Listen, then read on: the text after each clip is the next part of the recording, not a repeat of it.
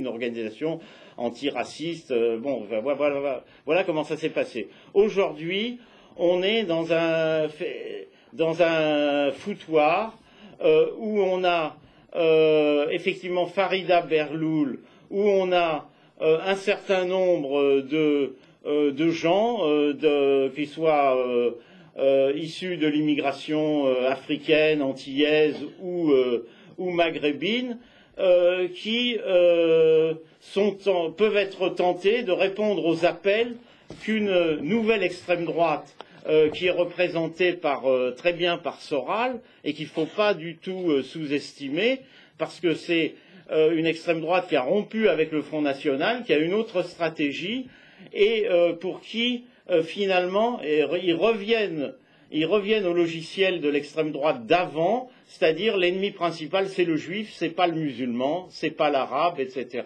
Ils sont prêts même à faire un bout de chemin. Et si vous prenez le discours de Soral aujourd'hui, Soral est pro-palestinien, Soral n'est pas islamophobe, alors qu'il l'était il y a 10 ans, et Soral appelle, au nom de ce qu'il appelle la droite des valeurs, à faire alliance avec les éléments les plus réactionnaires, en particulier de la communauté musulmane, puisque son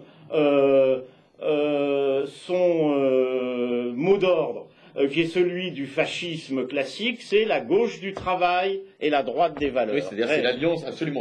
En fait, c'est la ligne à l'écran, c'est l'alliance, là, revue et corrigée pour les enjeux d'aujourd'hui. Donc, c'est l'alliance des fascistes français traditionnels avec les fascistes islamistes. Voilà, pour reprendre les catégories de Bernard-Henri Lévy. Voilà. Donc, c'est pour ça que je lis ça à la concurrence des victimes, parce que cette histoire on ne parle pas de la Shoah. Très souvent, c'est simplement, ah oui, on parle de la Shoah, mais on ne parle pas de l'esclavage. On ne parle pas, à la télévision, il n'y a que des films sur la Shoah. Il n'y en a presque jamais sur l'esclavage ou sur le colonialisme, etc. En tout cas, il y en a beaucoup moins.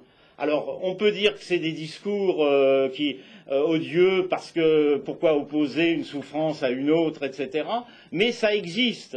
Il faut essayer quand même un tout petit peu de comprendre, pas simplement de stigmatiser. C'est tout ce que je veux dire. Alors que, effectivement, à part ça, voir les spectacles de Dieudonné suivis par une foule enthousiaste, ça me fait gerber, comme toi, comme vous, comme nous tous. Mais je constate aussi, parce que je regarde aussi Internet, c'est que le soutien à Dieudonné, il y a des noms qui sont ni noirs ni arabes. Il y a plein de...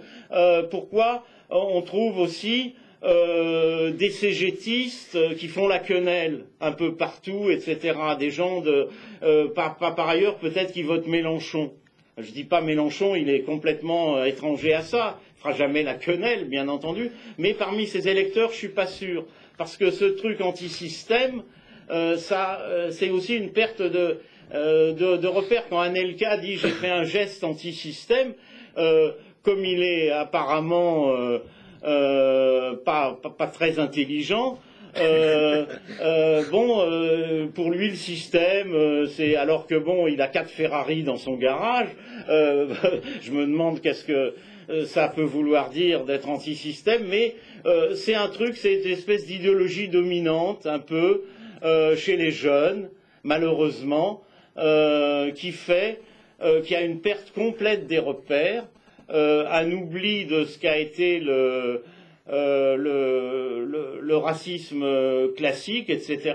Et donc, on va avoir des trucs monstrueux, c'est-à-dire effectivement des indigènes de la République qui vont, comme on l'a vu récemment, qui peuvent marcher avec des néo-nazis très tranquillement.